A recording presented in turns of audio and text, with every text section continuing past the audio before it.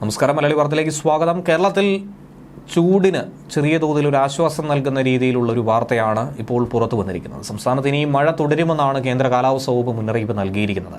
വരാനിരിക്കുന്ന 3 മണിക്കൂറിൽ തിരുവനന്തപുരം ജില്ലയിൽ ഒറ്റപ്പെട്ട ഇടങ്ങളിൽ ഇടിമിന്നലോടുകൂടിയ മിതമായ മഴയ്ക്കും മണിക്കൂറിൽ 40 കിലോമീറ്റർ വരെ വേഗതയിൽ വീശിയിടിച്ചേക്കാവുന്ന ശക്തമായ കാറ്റിനും സാധ്യതയുണ്ടെന്നാണ് കേന്ദ്ര കാലാവസ്ഥാ വകുപ്പ് അറിയിച്ചിരിക്കുന്നത്.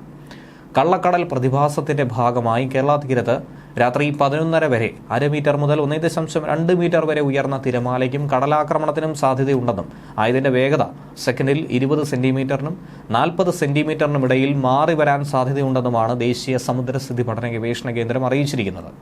മത്സ്യത്തൊഴിലാളികൾക്കും തീരദേശവാസികൾക്കും ജാഗ്രത പാലിക്കാനുള്ള മുന്നറിയിപ്പും ഇതോടൊപ്പം തന്നെ പുറപ്പെടുവിച്ചിട്ടുണ്ട്. കടൽക്ഷോഭം രൂക്ഷമാകാൻ സാധ്യതയുള്ളതുകൊണ്ട് തന്നെ അപകട മേഖലകളിൽ നിന്നും അധികൃതരുടെ നിർദ്ദേശാനുസരണം മാറി താമസിക്കേണ്ടതുണ്ട്.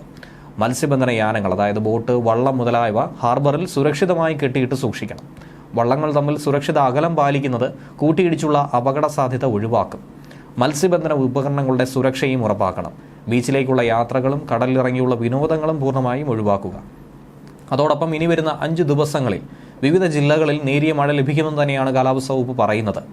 5-ാം തീയതി തിരുവനന്തപുരം മുതൽ ഇടുക്കി വരെയാണ് പ്രവേശിച്ചെങ്കിൽ 6-ാം തീയതി തിരുവനന്തപുരം മുതൽ ഇടുക്കി വരെ തന്നെയാണ് സമാനമായ രീതിയിൽ പറഞ്ഞിരിക്കുന്നത്. പക്ഷേ 7-ാം തീയതി ആകുമ്പോൾ തിരുവനന്തപുരം മുതൽ ഇടുക്കി, ഇതുകൂടാതെ കോഴിക്കോട്, വയനാട് ജില്ലകളിലും മഴ സാധ്യതയുണ്ട്.